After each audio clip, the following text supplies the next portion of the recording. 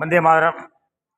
ஐயா மகாராஷ்டிரா ஆளுநர் அவர்களே, நீங்கள் பத்திரிகைகிட்ட சன் டிவிக்காரங்கிட்ட ரொம்ப கோவப்பட்டு தான் பார்த்தேன்னா, நீங்கள் கோயம்புத்தூர்காரர் தானே? ஒரு விஷயம் சொல்கிறேன்.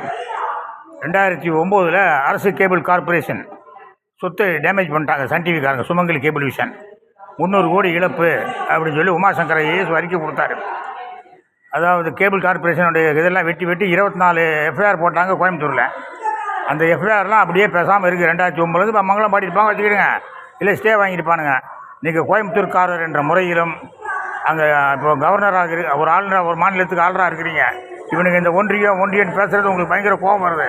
இந்த நாட்டின் ஒருமைப்பாட்டை பற்றி ரொம்ப கவலைப்படுறீங்க. ஒன்றும் வேண்டாம், அந்த 24 வழக்கை கையில் எடுத்து உடனடியாக அதை சிபிஐ விசாரணைக்கு உத்தரவிடுங்க. 2 மாதம் முடிஞ்சு உள்ளத்துக்கு போடுங்க. தயாநிதி மாறனையும் பொங்கலூர் பழனிசாமின்னு ஒரு ஆள் இருந்தார்.